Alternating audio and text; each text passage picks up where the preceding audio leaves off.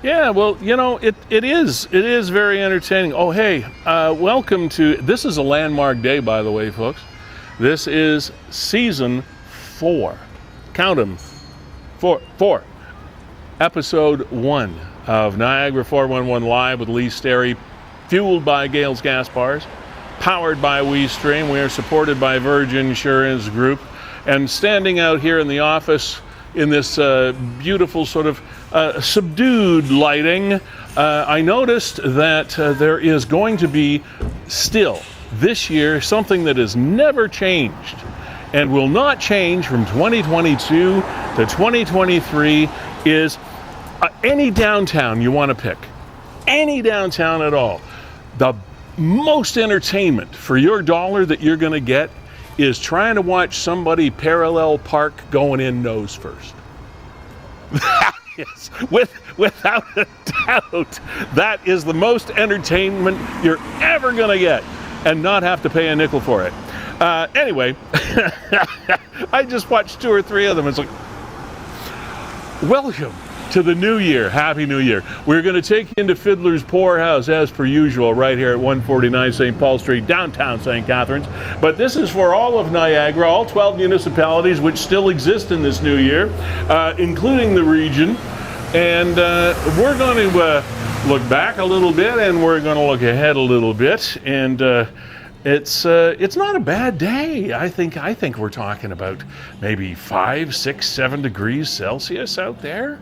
But here we are in the warmth and the coziness of a really old style pub at Fiddler's Poorhouse. So we're almost, I guess we are there. We're at lunchtime. So come on in. You're always welcome to come on in, grab a bite, have a pint, and spend some time with Kevin Jack of WeeStreem and myself, Sterry, at Niagara 411 Live. Season 4, Episode 1. It begins in just seconds. Come on in.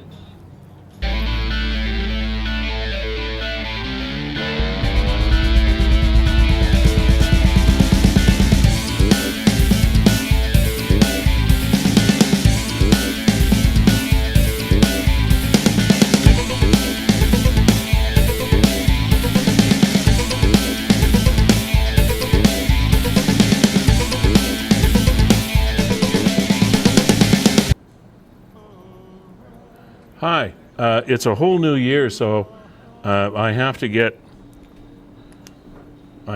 acclimatized to doing this again.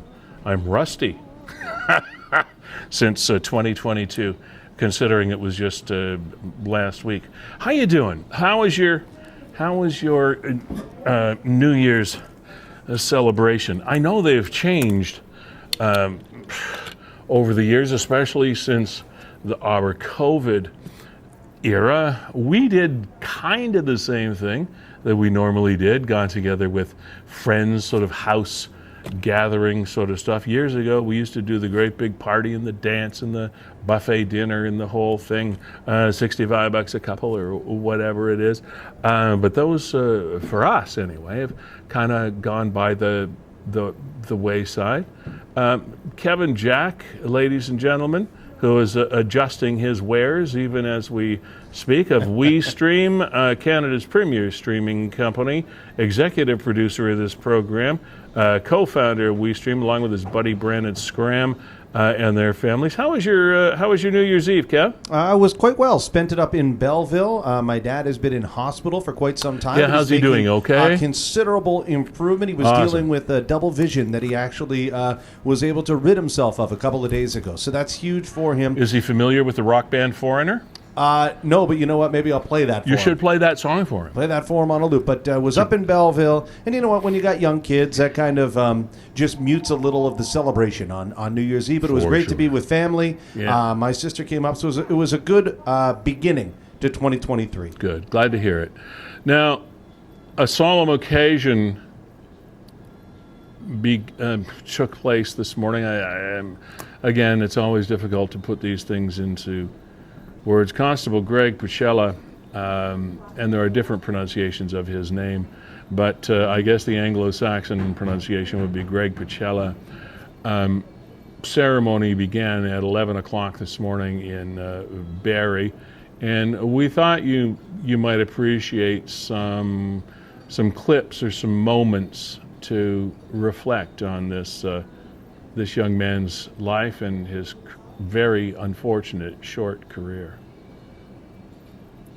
That's the Michael scene. and I were extremely lucky to have had Greg as both an older brother and as a role model. Just a second, Lee. I'll have to get this back Yeah, up that's here. But okay. this sounds He's like probably it's, had a greater his sister influence on talking. us than anyone else has ever had. So hold That's on, okay. just, Despite And again, this being is young, something that began at he had achieved 11 so o'clock this much. morning.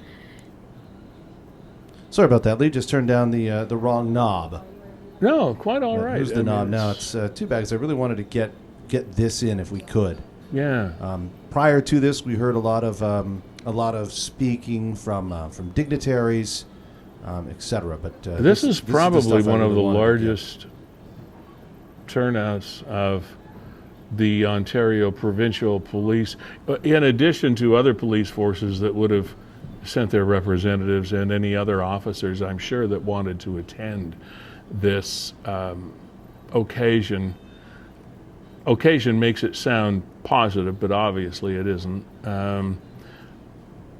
Officer Pucella was a 28-year-old first duty officer.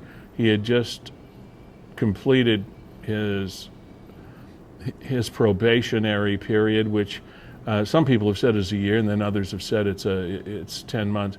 And he was on his first solo assignment when he was shot. This, we believe, is his sister, Kevin?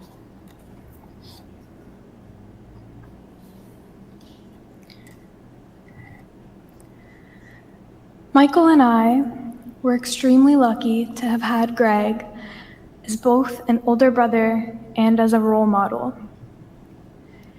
He's probably had a greater influence on us than anyone else has ever had. Despite being young, he had achieved so much in such a short period of time, and he was always striving to accomplish something more. But today, we don't want to talk about his achievements. We'd rather say a few words about what he was like and the kind of impact that he had on all of us, because that's what really matters. Greg was one of my 3 older brothers.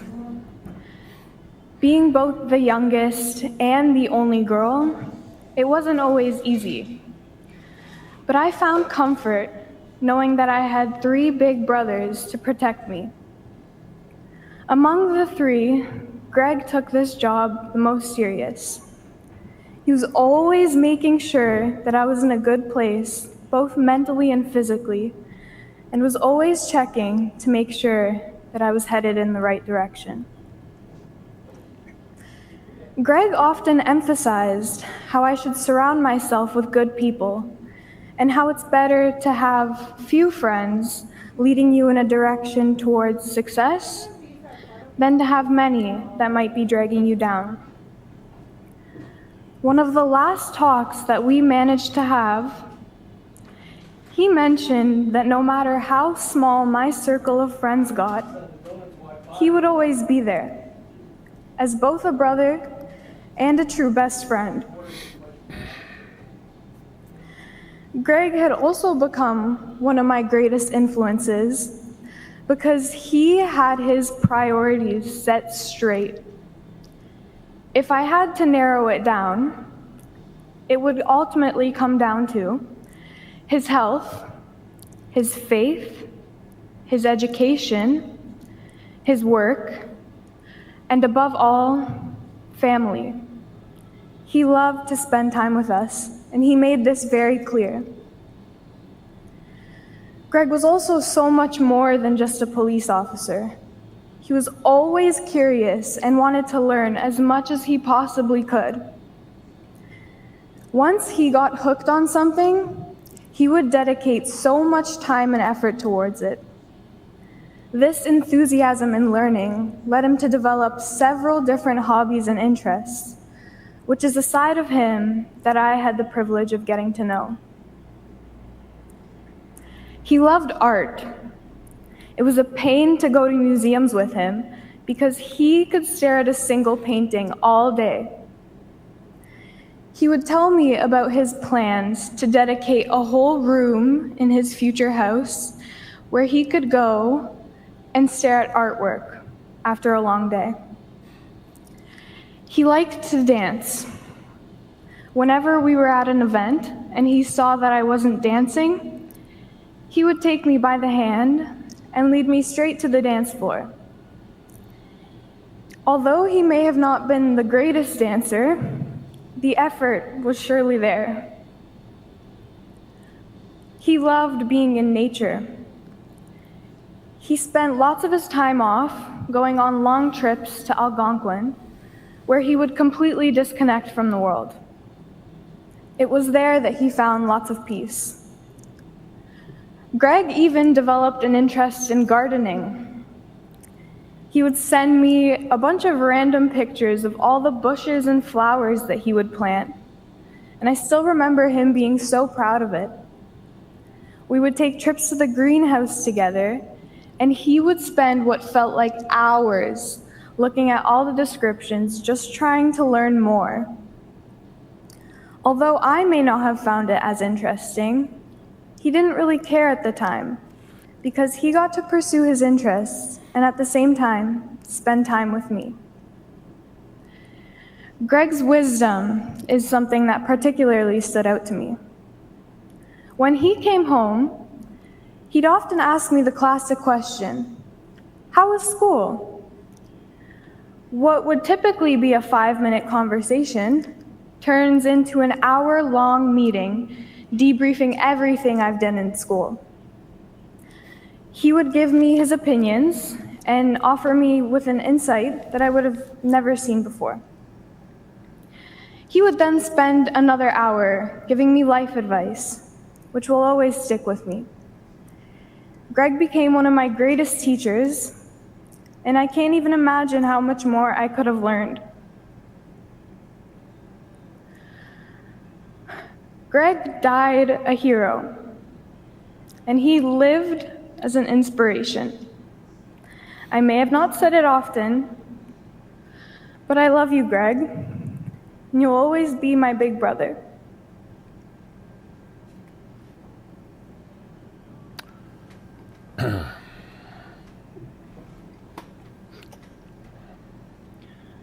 Being Greg's younger brother, I got to know a slightly different side of him.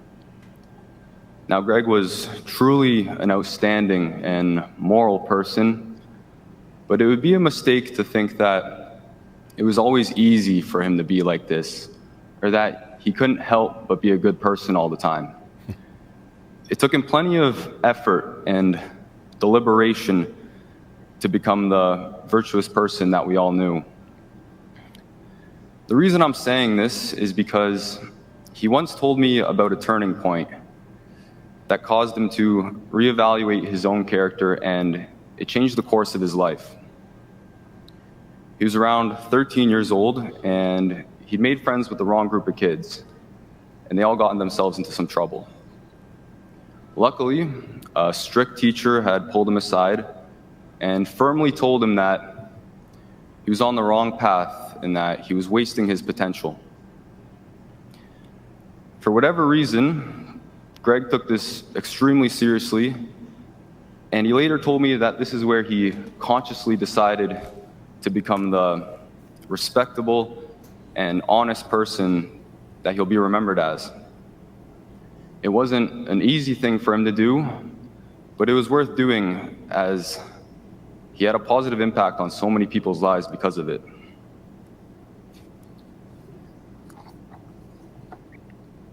He was humble, generous, funny, and competent. But I think what really separated him from others were his high standards for everything in his life. He was obsessed with excellence, doing things right, and he always wanted things to be as good as they could be. He liked exercising, so a few months ago he ran the Hamilton Marathon. He loved to read, So he'd buy so many books that they'd pile up in his room faster than he was able to read them. Now, these high standards weren't always such a good thing, as unfortunately for me, he'd really let me know if my room wasn't clean. And because he was like this, it wasn't an easy thing to make him proud, and he could be judgmental. But it was never crushing either, because when you did do something right, he'd let you know. And it would mean the world because it came from him, and you knew that you must have really hit the mark if it was something that Greg appreciated. Greg was the most courageous person I knew. He was always doing challenging things that he was afraid of. But courage, it's not about never being afraid. It's about doing the right thing despite being afraid. And really, it's a defining quality of all the police officers that are willing to risk their lives for us every day. Greg was very aware of the risks of the job, but he did it nonetheless. He would come home every week to spend time with the family, and when it was time for him to go back to work, he always made sure that he said a proper goodbye to everyone in the family. For me, he'd barge into my room with a grin on his face, and he'd give me a nice, firm handshake. And sometimes it was over the top and exaggerated, but it was really important to us, and I'm glad that he did that. When I was preparing for this, I was thinking of all the significant things we had done together. The big trips and special events and celebrations. But it was really these sorts of day-to-day interactions, like those handshakes, that really stuck out to me for some reason. And I think it's because, since you do them all the time, they're really the bulk of what make up relationships. And though they became habit, I'm really glad that I appreciated the little things and cherished the seemingly trivial time that I spent with him because it was so valuable. Over the last few days, I've spoken to a lot of people that knew Greg well, and there was this common thing that some people would say that I thought was true as well. It was that Greg had this really unique effect of inspiring you to become more.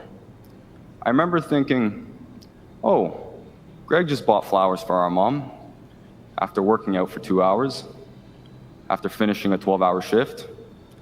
I should probably go do something today.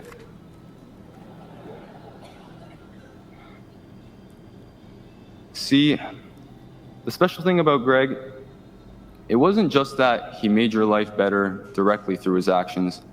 It was also that through the example he set, he made you want to be a better person. He made you want to make your own life better. And I can't think of a better influence than someone can have than that. To finish, I'd like to read a quote written by the great Charles Dickens. This is a quote that had some meaning to Greg and that I believe is fitting. I see a beautiful city and a brilliant people rising from this abyss. I see the lives for which I lay down my life, peaceful, useful, prosperous, and happy. I see that I hold a sanctuary in their hearts and in the hearts of their descendants, generations hence. It is a far, far better thing that I do than I have ever done. It is a far, far better rest that I go to than I have ever known.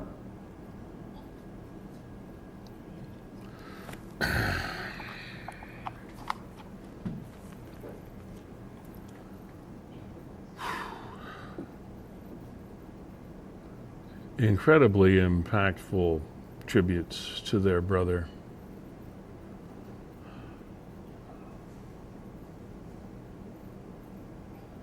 Thank you for those touching words, Michael and Justina.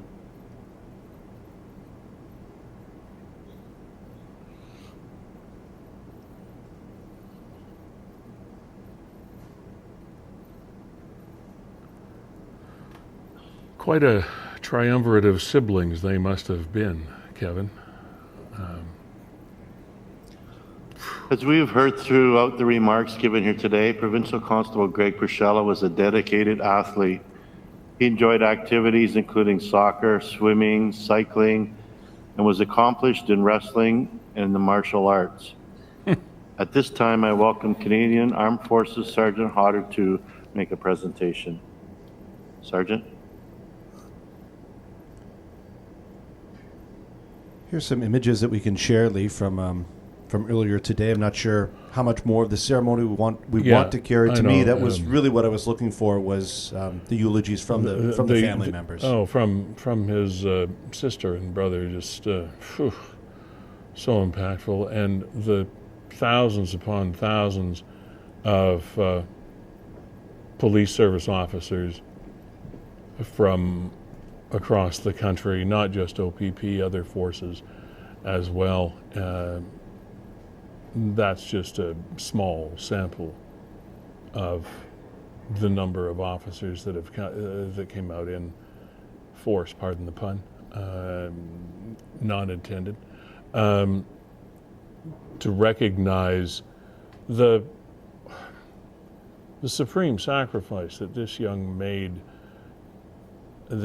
made on the very first solo tour of duty of his professional police service career. Almost unimaginable. He had been in service for, I believe it was 10 months as far as the probationary period is concerned, and he would have been with another officer, of course, throughout that period of time. I've heard a year, but I've also heard 10 months. I think it was 10 months. But this was his, and how ironic is it, I just can't wrap my head around his very first solo tour of duty, his very first solo call, as we understand it, at which he died. How do you process that with all of those caveats? I suppose you process it simply as his sister and his brother just did, in the fact that you remember him as he was and what got him to where he was, and at some point in time you have to stop asking why, because there really is no answer to that question. But a lot of police officers, unfortunately, lose their lives in the tour of duty. Rarely has one been so impactful as Greg Purcell's was, simply because of all of those factors that I just mentioned. It hasn't been a good year for police force officers in the province of Ontario, 2022. Far too many have perished in the line of duty, or otherwise, and it's not something that you can rationalize by any stretch of the imagination, but it was terrific to see the level of support from all of those police services from across Ontario and the country as well. Just so difficult to wrap your head around as a parent and as a grandfather, and as actually a friend and acquaintance of many law enforcement officers that have come through Niagara. I cannot imagine the swell of emotion and how you deal with that. These images here, Lee, are from earlier today. Yeah, of course. Again, the ceremony got underway just after 11 a.m. in Barrie. And which, of course, is Constable Purcell's hometown. Now, Lee, I think what made this even more touching was the time of year that it took place over the holidays, when many of us were off. Many of us were looking forward to gathering with family, if you weren't already. So and how And he young wasn't- he was. And he wasn't addressing a situation in which you would expect to be a dangerous. He was thinking about the comments that made by his sister and his brother. He was stopping to help someone he believed to be in distress because the vehicle was off the road, whether it was in the ditch or it seemed to be in distress. And upon his approach, he loses his life on the first tour of duty of his police career. And you talk about the relatability of that, and here in Niagara, we were gripped with a storm, and we saw so many good Samaritans across Niagara, and I know we're going to share some of those today on the program, as especially South Niagara was just absolutely at a standstill. Many people without power for a few days. Yeah. And just to kind of move along, Lee, we've got Fort Erie Mayor Wayne Redekop has dialed into the program here and just wants to talk about what took place in Fort Erie, the recovery efforts, and where we stand now. So that'd be excellent. Mayor Redekop, thank you very much for coming on the program. It's been far too long since you and I have had a conversation, so I appreciate you. I appreciate you coming in here, especially following such a solemn story as we just covered. How can we help you today? What would you like to do? So you cut out a little bit there. There was some problem with your connection. Sorry. I'm happy to be here today. And if there are some specific areas that you wanted me to touch on. No, I just you clicked into our green room here, and I just mentioned that especially after such a solemn occasion as we witnessed today with Constable Purrty and everything that your municipality has, I know it's kind of tough to follow that. that was my point. So I appreciate you coming in to chat with us today.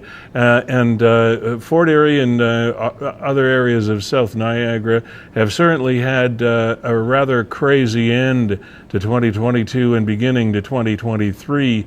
And I know a lot of people, I lived in that area as well for a long time. I just thought we would ask you what your reaction is looking back and looking forward, and if there's anything at all that you would like to tell us about the crazy end of the last year and the beginning of the next. How much time do we have?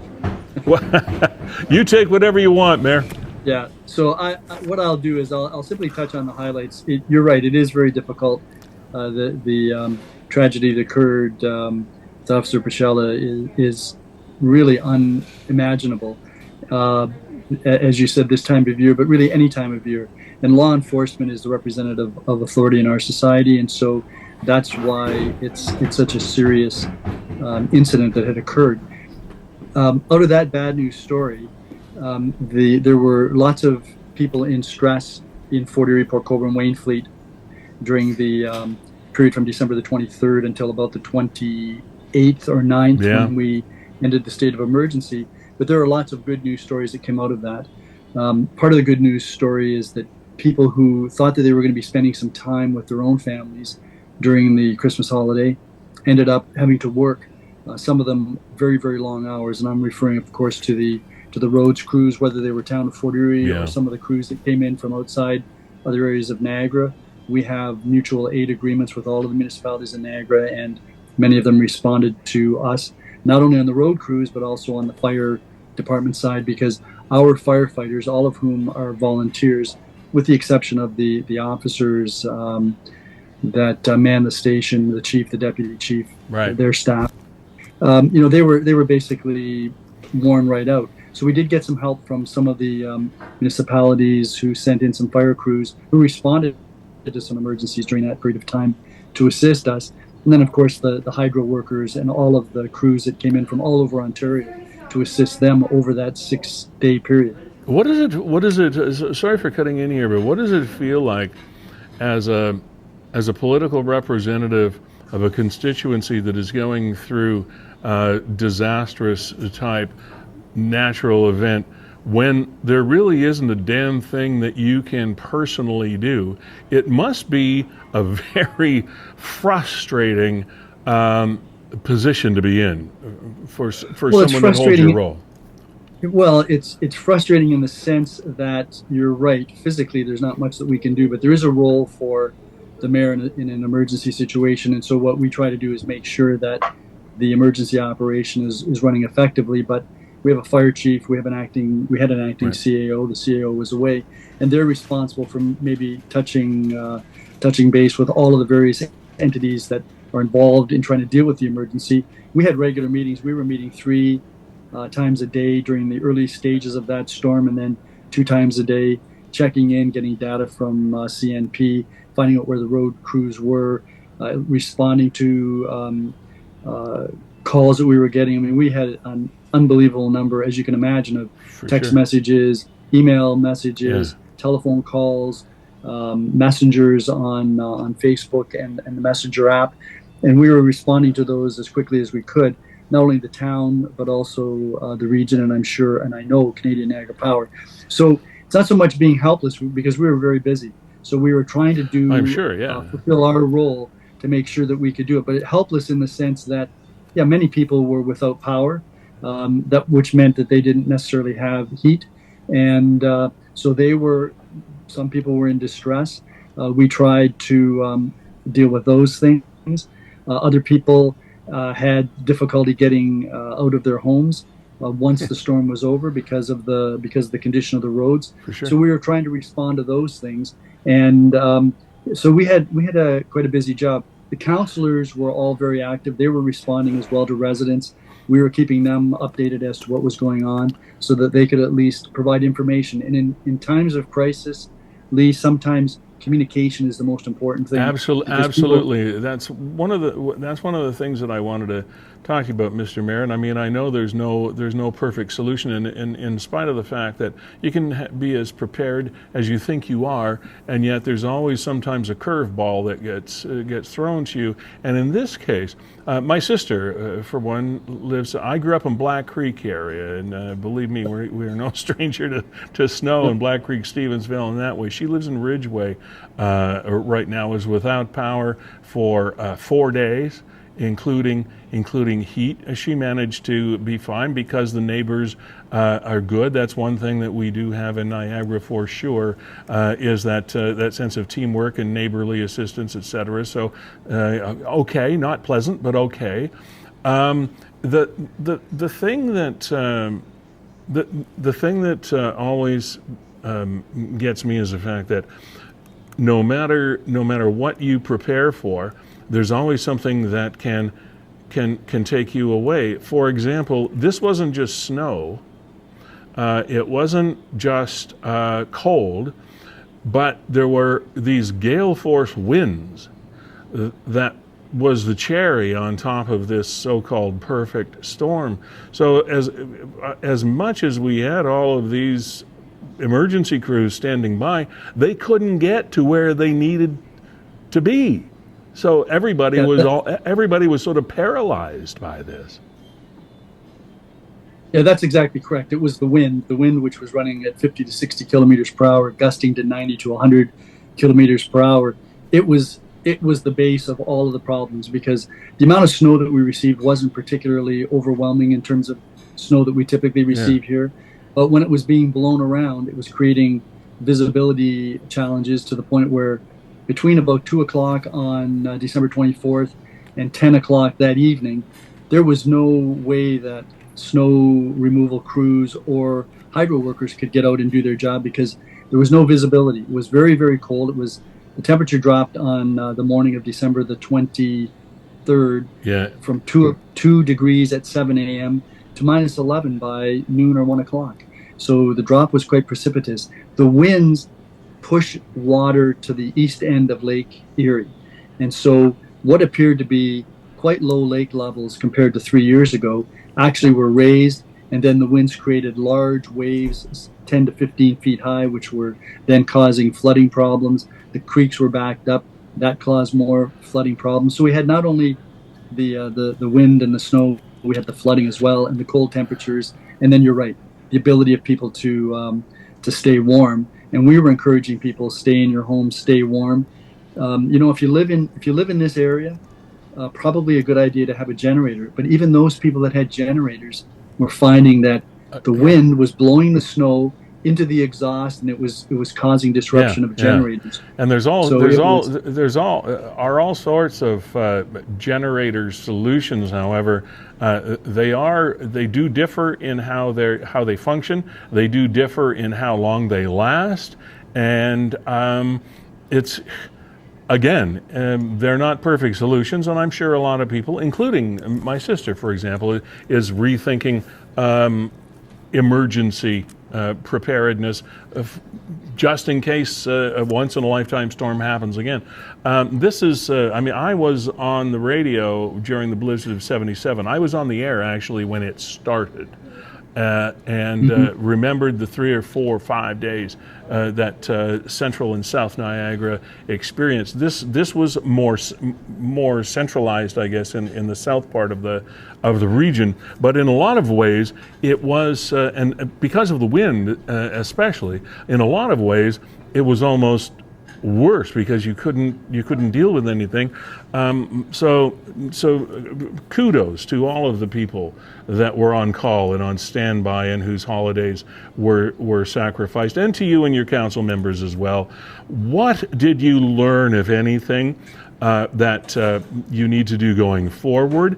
That's part one of this question. Part two of the question is what is yet to be done as far as recovery of lifestyle or anything as a result of this storm? Right, so I'll answer the second part first, and that is we're still cleaning up. So there are still many, many trees that need to be cleaned up. The town will be embarking on a program that will assist individuals who have trees, branches, broken branches, what have you, in their yards, so that we'll be sending out chippers probably starting next week, I would think. Okay. So we'll be putting out some announcement on that. That will help people clean up in their own yards.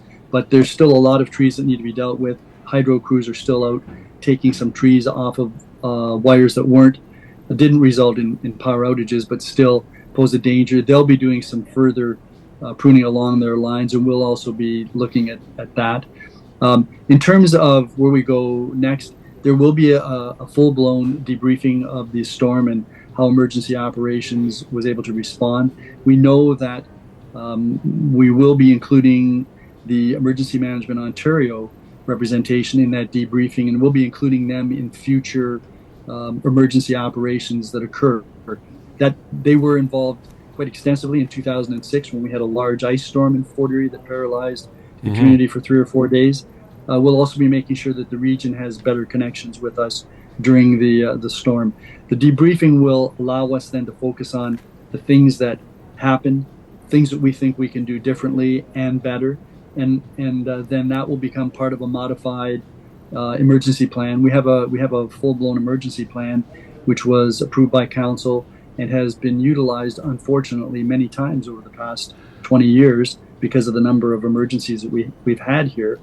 So that emergency plan will be updated, and we'll make sure that we get that out to the public. And you've just mentioned something that I think is very important. The public needs to be aware of the fact that these emergency situations do occur periodically, and there are some things that people can do in their own homes to make sure that they're safe should they be without power for 2 or 3 days. I have 2 daughters that live in town, and one was without power for 2.5 days, and the other one lives in Ridgeway. She was without power until Monday night, so that'd be the 26th, until about 10 o'clock at night.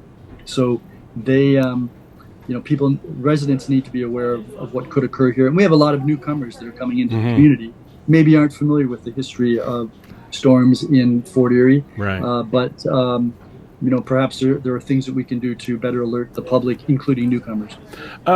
Wayne, before we let you go, I want to touch on something that you mentioned very quickly a couple minutes ago, was some sort of better communication, those might not be your words, with the region.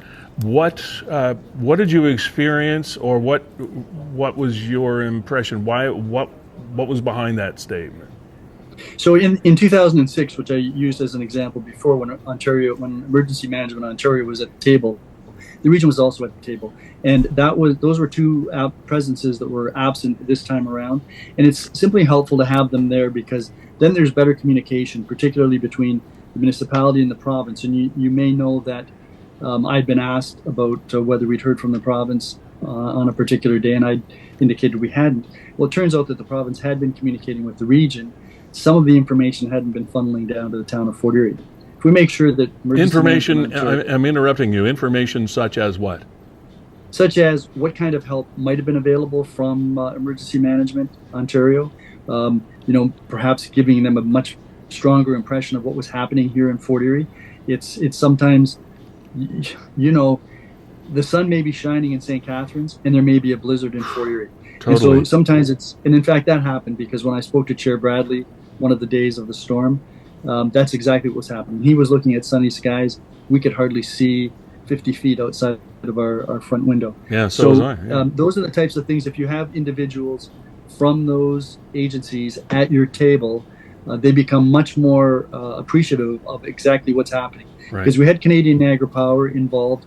We had all of our staff, the various departments, and we knew what was happening with power. We knew how many people were without power.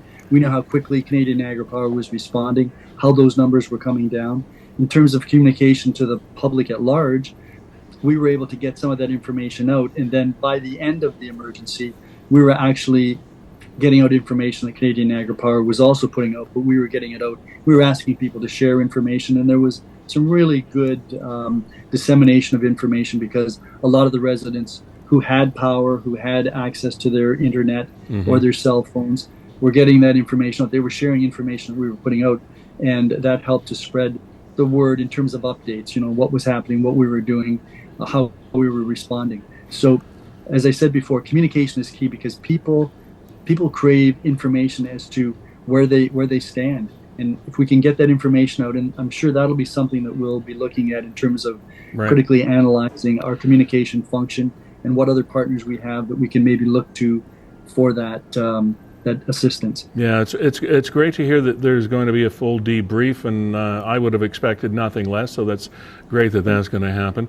And again, appreciate you coming on this program because that's precisely what we're here for. If there's a message to get out to all of Niagara or even a section of it, we're accessible to anybody and everybody. And Mayor Wayne Redekop, we really appreciate your time today. I know everybody's time is valuable even now in the new year. So thank you so much. And I'm glad we, pardon the pun, weathered the storm. So they say, well done. Good pun. Thanks very much, Lee. I appreciate the opportunity, and Happy New Year to you and all of your listeners. Happy New Year to you. Our pleasure. Okay. Thank you. Kevin, I'm glad the mayor saw the value in coming in here to chat with us today. That's absolutely great. Some valuable information, and he's bang on in saying that completely different ecosystems between South Niagara and North Niagara has proven once again during that storm. Where I know exactly the day when he was talking to Chair Bradley because I remember that it was a sunny morning in St. Catharines. Yet we all knew, and a lot of it through social media, the devastation that had occurred in Fort Erie. And I mean, everybody seems to be connected. I was one of them as well. I mean, I live in St. Catharines, on the north end of St. Catharines, and usually anytime you're near the lake, you have a chance to get hammered, but it depends on whether you're on the north side of the lake, the south side, and which lake. And of course, we know which lake causes the problem. I mean, western New York and southwestern New York, it affects our area somehow, no matter what. And this time it was tough. That first big killing style blizzard and storm that went through Buffalo that piled up to the point where they had to move football games and things like that. We kind of escaped it in the southern tier. Got a bit, but kind of escaped it. But this time did not escape it. And those pictures along the shoreline of Lake Erie with those ice houses is amazing. Just amazing. Some of that footage that I was showing, people were wondering where it looks like a lot of it's thawed. That was just from a couple of days ago. and it was showing some of the You debris. know, a lot of it has not thawed. You know, some of the debris from the water and the ice that had been pushed on shore, and then it all melts away, and now all of a sudden you're left with that cleanup. So they're not out of the woods. And he was mentioning, you know, I had kind of the in-laws or relatives of mine were stuck for maybe 3 days. And who has 3 days worth of gasoline on hand for your generator? How many jerry cans would somebody have full of gasoline? No, maybe one or two. And so you run out of gas, and then how do you go get more? You can't even get out your driveway. You can't get out. Then there are battery style, but then you've still... Once your batteries are dead, how do you charge them? Because you're obviously in a power outage situation. Kevin, I want to thank our sponsors again for joining us for another do-over as we head into Season 4. This is Episode 1. Happy New Year from Niagara 411 Live with Sterry. Gales Gas Bars Limited, fueling Niagara for well over 50 years and will continue to do so. And when it comes to generators, etc., and I'm speaking about something that I know nothing. I know absolutely nothing. However, if you're looking for maybe a solution to situations just like what we were talking with Mayor Redekop about, it might be worthwhile contacting the Gales Gas Bar people, because they also provide fuel, oil, and trucking of fuel oil and fill-ups, etc., for all of Niagara. So there may be a solution there for emergency use that I'm unaware of. So I don't know. I'm not saying there is. I'm not trying to put words in the mouth of Gale's CEO Jessica Friesen, but I just thought it might be worthwhile an inquiry when you get a chance. Anyway, thank you to Gales for again being our title sponsor and fueling this program. Living wage employer here in Niagara, as well as being Rainbow registered. We've been talking about things of that nature over the last couple of weeks, and boy, have we taken some interesting comments on that scale as well, which I find interesting, and we'll have an opportunity to address those things again as we go forward. Virgin Insurance Brokers Limited, Mark Shirk, Blake Shirk, and everybody that works so hard to ensure that people are properly insured. Now there's a difference there. See, when you get into the English language, it can get complicated. To ensure that people are insured properly so that they can be protected in situations just like what South Niagara went through over the last number of days. So Virgin Insurance, we thank you for supporting us. Kevin Jack and Brandon Scram, co-founders of WeeStreem, Canada's premier streaming company. And it's been an interesting kickoff to the year for your bunch as well. Kevin, you're back on the city council meeting trail. Have all of our regional councillors and municipal councillors got their sea legs yet, or is it still just a little bit on the wobbly side? It seems to me that we're still not quite up to speed 4 days into this year.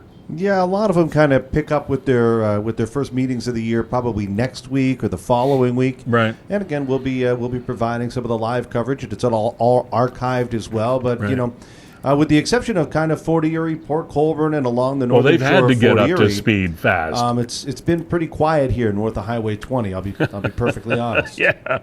Well, again, because all things in the southern tier have had to be up to speed.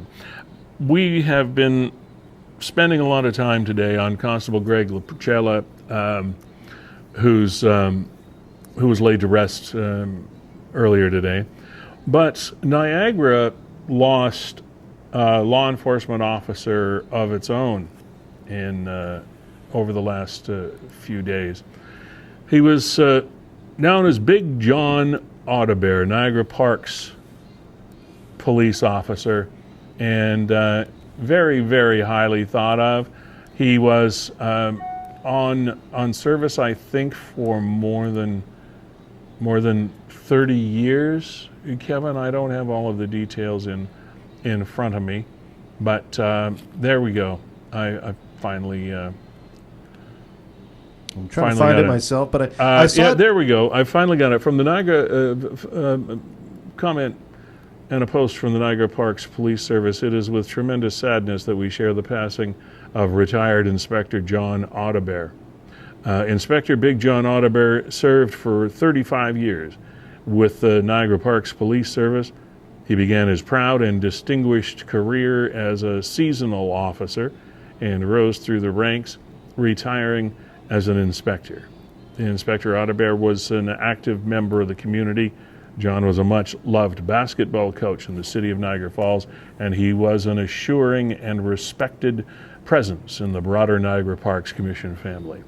Over the course of his career, John mentored hundreds of student officers. Many of these student officers would go on to serve with the Niagara Parks Police Service, the Niagara Regional Police Service, and other public safety agencies all over the province. Flags at Niagara Parks Police Service headquarters are lowered at half-mast. Our collective thoughts and deepest condolences are with John's family and friends. Thank you, Big John, Inspector Audebert, for decades of dedicated service to the community, staff, and the millions of international and domestic visitors who traveled to Niagara Parks. Rest in peace. So we definitely did not want to let today go by without recognizing the long and dedicated service of Big John. So there we go. Niagara also lost a gentleman recently, and I have to be absolutely honest in this, that I was not familiar with and did not know. Liam Coward. However, Liam Coward was, as I have heard from people since his recent passing, probably one of the most eloquent and vocal spokespersons, people, for the Pride movement in the Niagara region. And there is a post that came up from Out Niagara, like so many members in our communities were mourning the loss of longtime supporter, contributor, member, and friend of Out Niagara, Liam Coward. In honoring Liam, we want to hold and celebrate the lasting impact of his activism, as this was a space so many of us were able to meet and connect with him. Liam bridged advocating for 20... I believe that's 2S. Oh yeah, I apologize. 2S, the print's a little small and I booted it. 2S and LGBTQA plus communities into his work around labor rights and improving working conditions, community safety, and combating harassment, and the importance of sustained relationship building beyond an election cycle. Like the pictures shared in this post, these are just a few examples of so many, but we want folks to know Liam's leadership and advocacy has been essential in moving Niagara towards the future he consistently advocated for. This is a significant loss, and as we hold one another in a time of sadness, our thoughts are with those who his love and cherish his memory, and the many communities and networks he built through his life. Rest in peace, Liam Coward, who died unexpectedly over the last few days. So we have had a lot to process, Kevin, in a very short period of time. Yeah, and it doesn't stop there, Lee. As we As we look forward this afternoon to the World Junior Hockey getting back underway in Halifax. Yes. We've got the first semifinal going this afternoon. I think 2:30 is the puck drop on that, and then 6:30 tonight. And I bring that up to rewind a couple of days on Monday night. Well, a lot of the nation here was wrapped up in that incredible overtime victory by Team Canada over Slovakia that saw Connor Bedard just score a goal for the ages. And then quickly when that's done, especially in southern Niagara, we flip over to see what's going on in the Monday Nighter. Well, I was watching the Monday Nighter from the beginning. Oh, so you'd have some great perspective, Lee. Well, yeah. It was, as a Buffalo Bills fan, of course, I was already ready for a tough tussle. I was ready for a very, very close game. The Buffalo Bills were behind 5 minutes into the first quarter, and you knew it was going to be a heck of a game. Big game for the Cincinnati Bengals. And that is the hit right there. See that man, Hamlin? He's going to fall backwards. This does not look like anything extraordinary in the NFL, in any NFL game. The fellow with the ball was the guy that Damar Hamlin wanted to get to. He got to him. He was trying to bring him down. He ended up bringing him down. They had a collision on the field where you see, at the center of the spot, where you see all of those players paying homage. And it didn't look that bad. I mean, as football hits go, it was fairly tame looking. And that was Josh Allen tearing up, just not believing. That's Diggs, one of the leaders of the teams, one of the great receivers on the Buffalo Bills team, and you can see the shock and the emotion of all of these players. Just like, how does this happen in kind of a routine play? His heart failed when he stood up. Something happened in that altercation. Something happened in that play that overtaxed his heart to the point where it was no longer able to function. He was resuscitated once on the field, meaning his heart had stopped. He actually died on the field, and then he was through CPR that was administered for like 9 minutes or something of that nature. He was resuscitated on the field. The ambulance, the emergency personnel reacted amazingly well. There is certainly no fault, I don't think, going to be found with how the response was handled in this instance. The ambulance backed out there in a hurry. They started to, as our information has it, they were attempting to put Hamlin on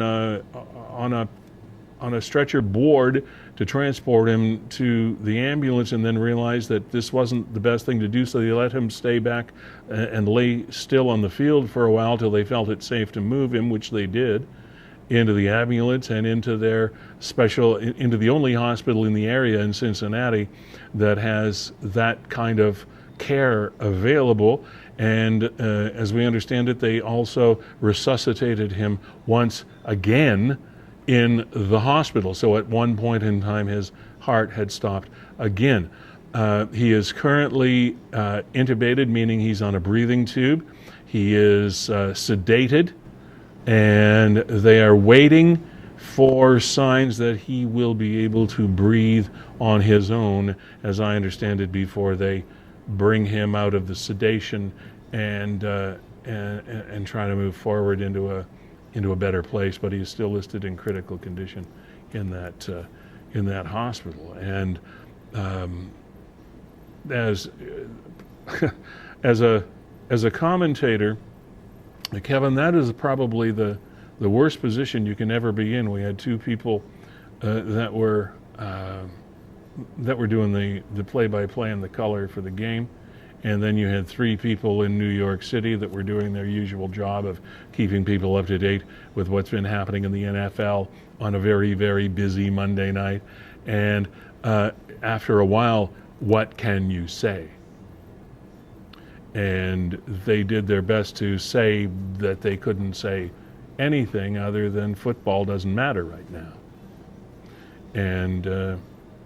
And that's kind of still where the NFL is. I think the entire league is still rather in shock. Yeah, I think all NFL fans or sports fans are in shock. I'm still in shock. You're still in shock. Yeah. I can see it on your face and hear it in your words. And you want to... I played a hockey game on Monday night late, and it was all the chatter. We were course all it would be. wondering, and we were all puzzled. We were all concerned. Anybody that follows sports, and especially anybody that has played sports at any level and felt competent at the game, it's almost like there by the grace of God go I. How does something as now football is we all know it's a violent sport.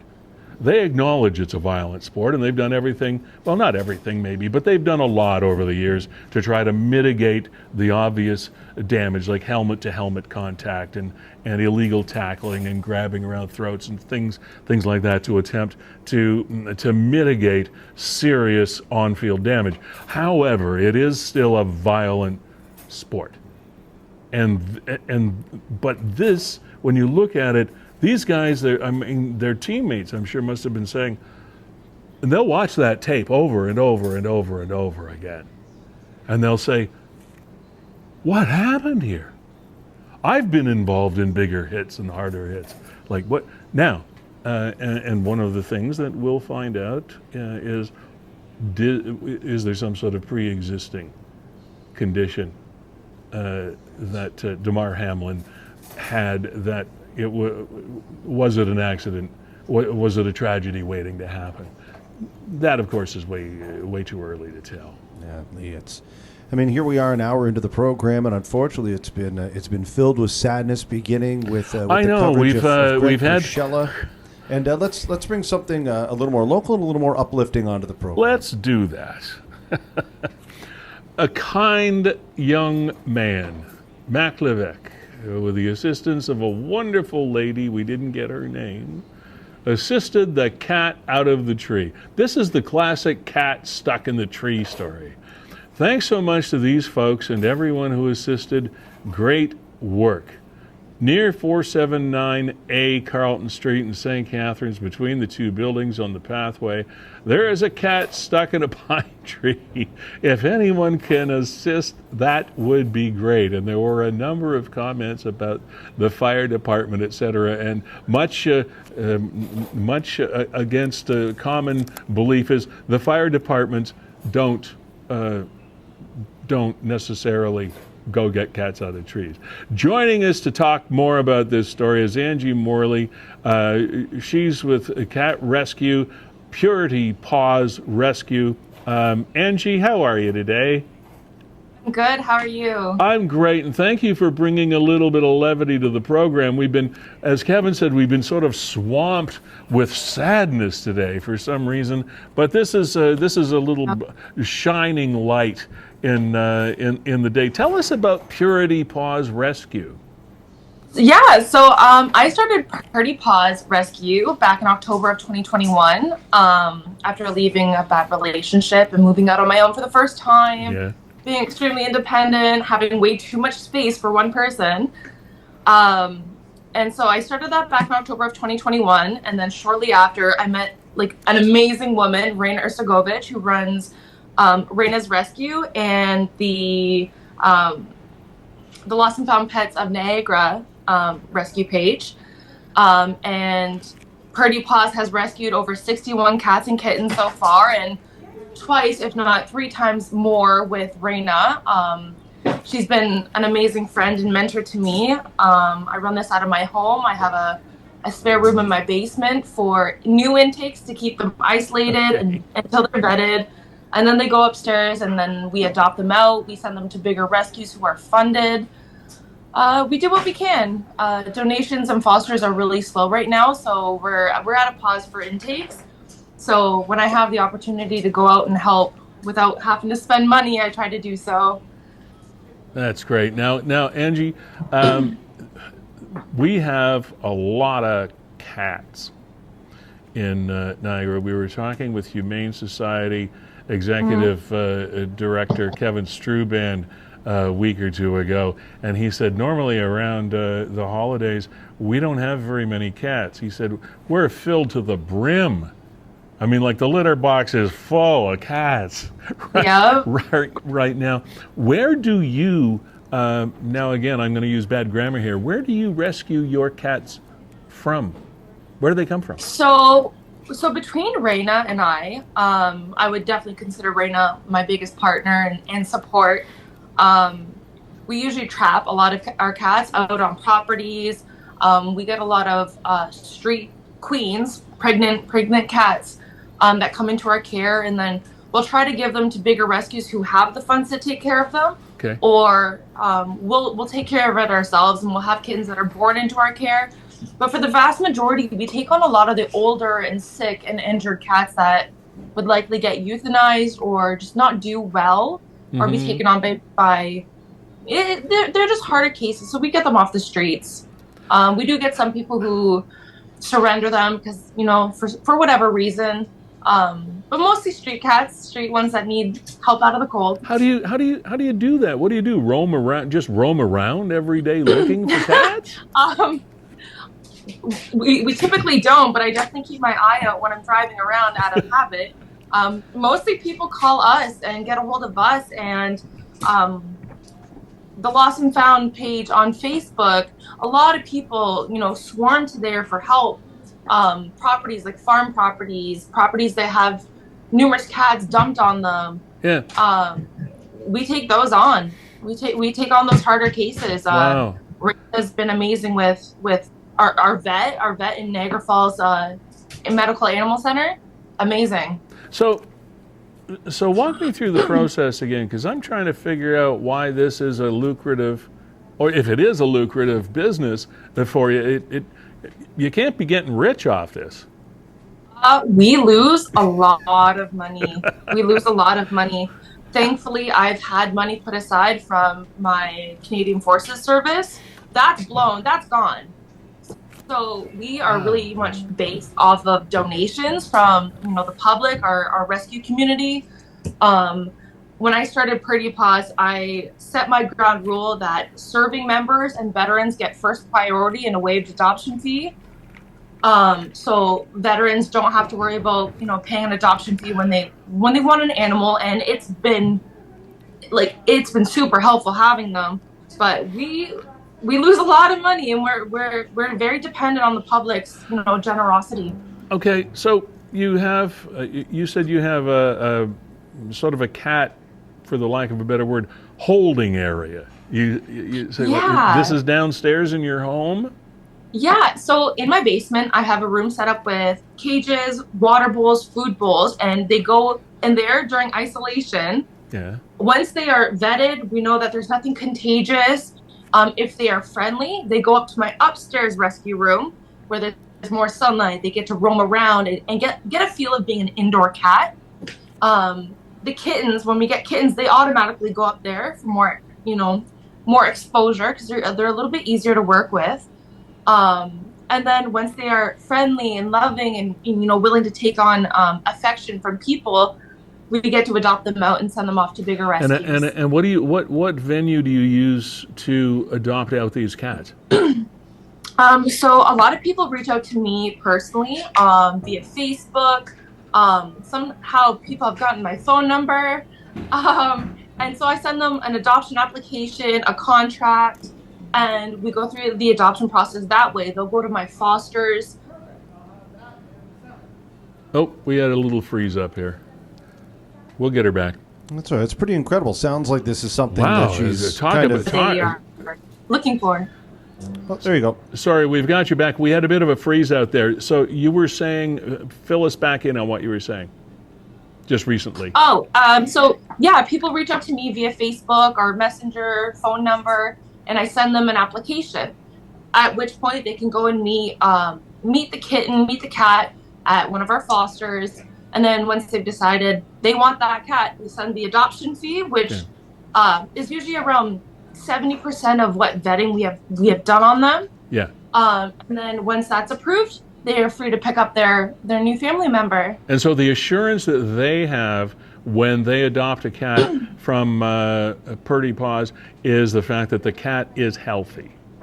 It is healthy. So me personally, I don't know about other rescues, and I am still very new in figuring things out. I have a 3-month period where if anything medical goes wrong, aside from the basic care, like if your cat falls and breaks its ankle, that's on the adopter. Yeah. If there's anything that would have been pre-existing and within the first 3 months, they are to contact me, and I'm going to help them with that vetting. They can keep the cat, but I assure them that I'm going to do the best to give them a healthy cat. They will go with their vetting paperwork. They will go with all the information from the vet, that what they have, the microchip, the vaccinations, everything that they have gotten, with an intake list of what's been done, the condition they came in, where they came from, and their entire backstory from what I know. Okay, so you've obviously previously served our country, and you said that whatever you've put aside from that experience is gone. So first of all, thank you for your service. Where and for how long did you serve? I only had the privilege of serving for 3 years, sadly, due to an injury. There was a mess up with the surgeon. He made a mistake during my surgery, which cost me my career. Oh. That's a whole issue in and of itself. It's common but not talked about. And so I spent most of my time in Meaford and then a year at CFLRS in Quebec. Well, maybe you can come back and chat with us about that, because it's a topic I think a lot of people would be interested in with regard to the Canadian Forces. So I would like to pursue that a little further at some point in the future, if you'd like, if you feel comfortable doing that. I'd be happy to. Okay, Angie. I'd be happy to. It's a topic that needs to be talked about. All right, we'll do it. So back to the cats. My wife and I have had. She's really the cat person, but I've grown to like cats. A lot of people don't have collars and tags and things like that on their cats like they do their dogs. I'm not sure why. I know the service is there, but they just don't. Cats sort of fall into a kind of a strange category, like they're almost well, they are a species of their own, but they're almost a community of their own outside the domestic type community, and a lot of people love to make sure that animals are going to be okay. This is a long way of asking me, why are you doing this? If you're losing money, you've got to live the rest of your life. You're not an old person. I mean, you're definitely not on death's door. What the hell are you doing? What the hell are you doing this for?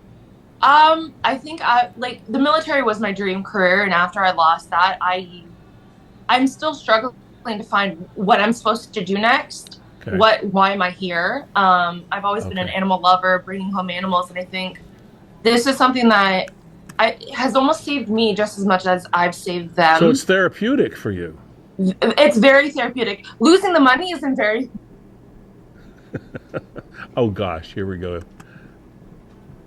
Oh gosh, if only we can get through a day, Yeah. Well, sometimes people's internet service, and it's usually not ours. It's usually on the other end somewhere. Yeah. Okay. All right, we got her back now. Sorry, we just dropped out again there. Okay, for a second. Angie. So you were talking about losing. No worries. Losing the money is a fill in the blank. Losing the money is stressful, but it's rewarding when these animals get to more frozen again. No, you're good. Oh, you did freeze. Damn. Oh, she's back. Okay, you're here. So go ahead, love. Go ahead. Oh, we're having some blips along the way here. Yeah, I'm real sorry about this, Angie. The internet's not our friend today, but pick up where you left off. I think we're stable once again. You're there. Go ahead. Yeah. Yeah, go ahead, Angie. I think we're back. It's it's just rewarding when these animals get to go into homes, permanent homes. They're warm, out of the cold, out of the elements. They're able to accept affection. They're alive. Sometimes we get cats that are barely alive. It makes up for it. It really does. It's rewarding when you see, kittens who would have been born outside and probably wouldn't have made it through the winter, thriving and having happy lives. I have one over here that's laying there all nice and comfy. I see him. I'm constantly harassed with kitten affection and cats and love, and it makes it very rewarding when family members get to, take on this new love of purrs and kitten cuddles. Yeah, there really is nothing quite like the unconditional love of an animal, regardless of what species it is. Okay, to cut to the chase here, how can we help you? What do you need is it your goal to continue to do this to the point of actually making it a lucrative, profitable business? Because you can't do this at a loss for the next 50 years of your life.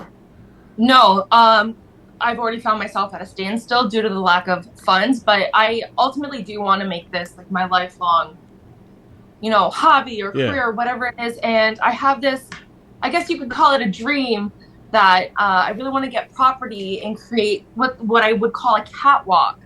And it's these little huts with cats that, when they're ready for adoption, they can go in and you can walk this boardwalk. And when you see a cat or kitten that's like, oh my gosh, I want to interact with this cat, you can book a time. That's great. Come play with this cat or kitten, and then adopt it that way. Like a cat sanctuary. Yeah, but I also want to incorporate it into something better and bigger. I want to give troubled youth the opportunity to volunteer and not only help the cats, but it comes from a therapeutic standpoint that a lot of people who deal with anger issues and loss and struggle with mental health, they benefit from, access to cats and animals. So have a volunteer program or a program that works with youth who need to do, service or, volunteer work. Yeah. Give them the opportunity to come work with the cats. What a wonderful concept. Yeah, or even people who, are leaving juvenile facilities or adult correctional facilities. Sometimes they have to do community service. Why not bring their community service into a therapeutic standpoint? Well, there are organizations that do that, various organizations that do that with dogs. Like I know, I was on the board of the Salvation Army in another city for a while, and they have a satellite program called their therapy dog program, where they take dogs to institutions or to senior citizens' homes or whatever, and it's a very, very, very effective, psychologically uplifting program. It is, and I can see, and in that case, the dogs go to the people, but in this case, that sounds like a fabulous idea. And what do you need? How can we help you? What are your what's your to-do list? And I have 1,000 questions to make that happen. Well, right now the first start is offsetting, our costs, and that just means more donations to our vet for the vet bills. We are quite a bit behind in vet bills over the last, couple months. So direct e-transfers to our vet. We have an Amazon wish list with supplies that are crucial to what we do. And then I have a personal Purrty Paws rescue email that accepts e-transfers for other supplies that we can't get from Amazon. Donations are the biggest things we need, as well as fosters. Fosters are huge. How does the foster thing work? So essentially how the fostering works is if you have a spare room, or no other animals. So if you have other animals, you need a spare room to be able to isolate in case there's anything that's contagious, like parasites, fleas, sickness. Yeah. We can help supply food and cages and bowls with, what we have, but essentially a bathroom, a bedroom that isn't being used, a basement that isn't being used. And then just have the idea that, this cat could be adopted, in a month, could be adopted in 4 months. You know, we have a few kittens that are still waiting for homes and have been for, you know, a couple months. It's patience. It's willing to work with cats. You know, some of the cats are feral. There's a lot to it. It's not a small subject. No, I'm not minimizing at all. I'm sure there's a lot to it. And I was going to ask you about the feral cat situation, because you must have, and by feral, a lot of people might not know what that means. It's basically called, they're wild. Yeah. And oftentimes they're a little bit difficult to tame, or sometimes they don't play nicely with others. And so that's got to be a challenge as well. How many cats do you have in your house right now? Oh, gosh darn it. Oh, gosh. We're just not having luck today. Yeah, Lee, when she comes back here, when we reestablish this connection, I want to make sure that... sorry, Angie, we just lost you there for a second, so I'll let you answer that. And then after that, if you wouldn't mind, it's Kevin behind the scenes here. I know you don't see me. What really brought you to us in the first place was your involvement in this cat rescue. Oh, yeah, the main cat. Yeah, a day or two ago, and maybe you can explain how that all played out. But wrap up your question that Lee asked you about the feral cats, and then if you would, just talk about the actual cat rescue that took place in St. Catharines. Isn't that funny? Because I got so interested, I got so interested in your business that I forgot about the story that we started with. So answer the feral cat question first of all. So I think the last question I heard was how many cats I have. Yeah. I have 4 of my own. St. Catharines has a legal limit of 8, so I've left room to be able to bring some in for me to work with as well. All right. Feral cats they're a little bit more difficult to work with. You have to be prepared to get bit and scratched. And, well, yeah, for sure. You know, you have to be really, really patient. And as for the cat, that the story is about. Yes.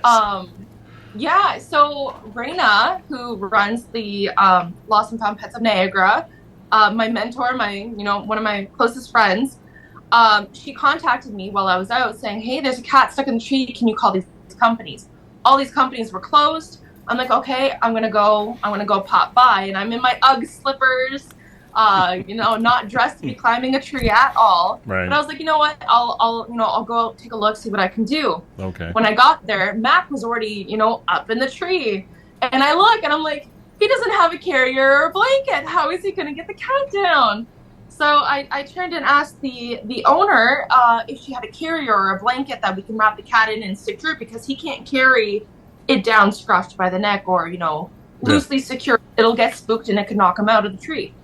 So she hands me her carrier bag and a blanket, and I climbed up with them, and I hand him off the carrier, and he's sitting at the branch, and he's like, come on, get into the bag. And she climbed right into the bag. So he zipped the bag up, and he hands the bag down to me, and I start, just climbing down the tree, and then I couldn't quite hand off the bag, so I hooked it onto my foot, and I dropped my foot down with the bag. Okay.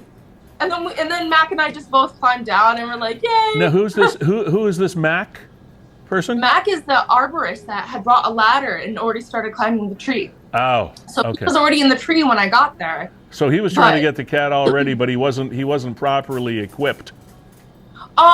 He was equipped with what he brought, what he knew. Yeah. He was up there ready to carry it down, and I was like, no, let's get a carrier bag, let's get a blanket so we can at least wrap it up. Angie, with what you know about cats, why can they always climb up and not climb down?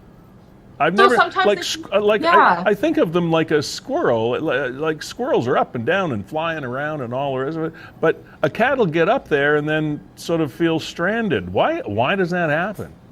So typically when we see cats that are super, super high up in trees, it's because they were chased up there. They are terrified enough to climb all the way to the top. Now,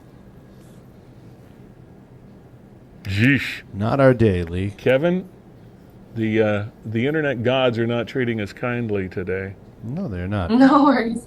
So usually when they're really high up, it's because they were chased. They were scared enough to go all the way up. Yeah. Typically, you will not see cats climbing trees like that. It is because they are scared and running away from something. Okay, we're gonna say goodbye just for today. Yeah. because you are fascinating to me on a lot of different levels. And I definitely want to speak with you again. I think you have taken your. My sense is that you've taken your. I don't know whether it's PTSD or whether it's a sense of depression or whatever it is, but it seems to me that you've gravitated this what could be negative energy into a really positive thing. And I don't know. We've frozen again there, Kev. Yeah, I think so.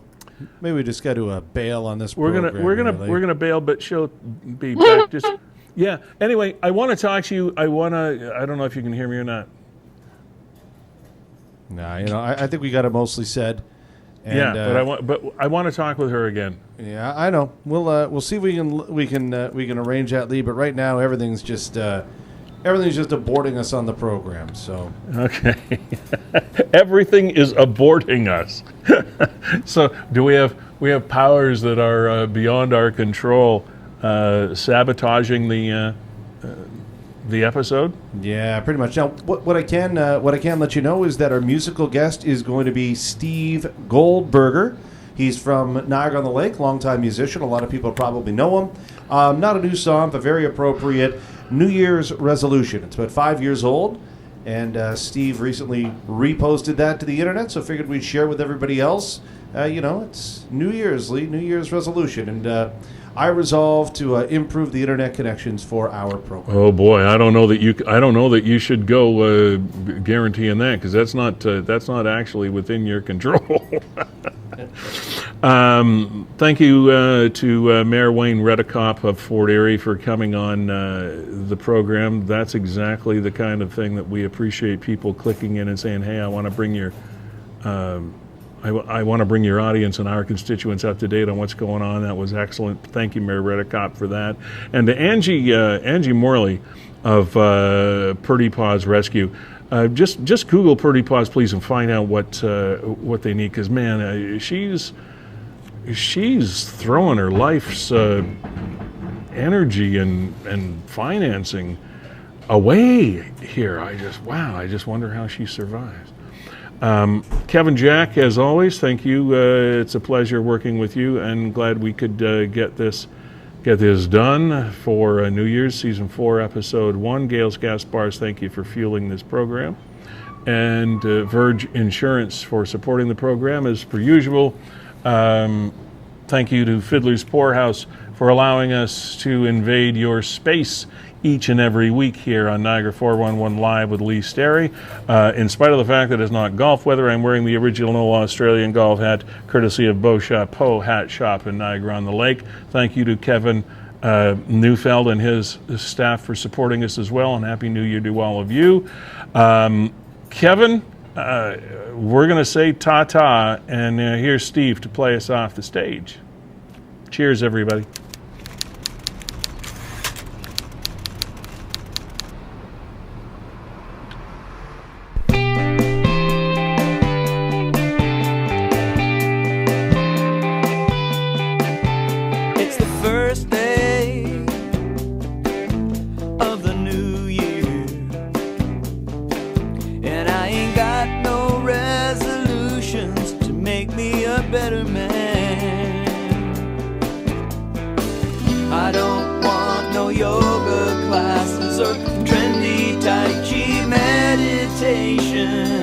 I don't have any strategies or goals for self-improvement. I'm gonna find my balance on my own. Gonna have some fun, start a New Year's revolution.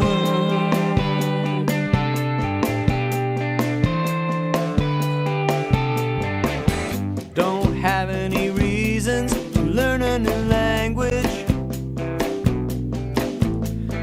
Having enough trouble as it is with the one that I know.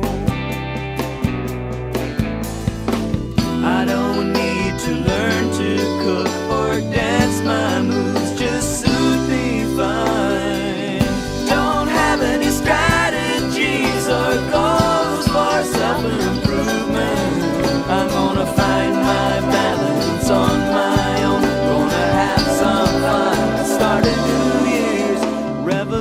solution. It's my solution.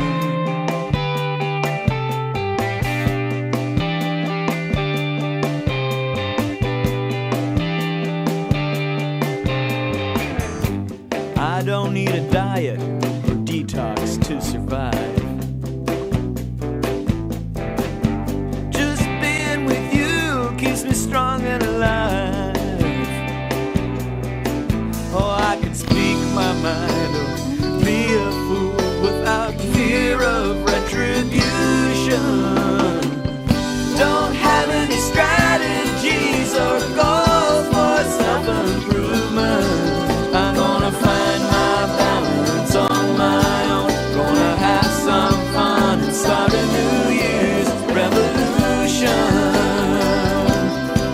Ain't got no goals for self-improvement. I'm gonna fight my demons on my own. Gonna have some fun and start a New Year's revolution.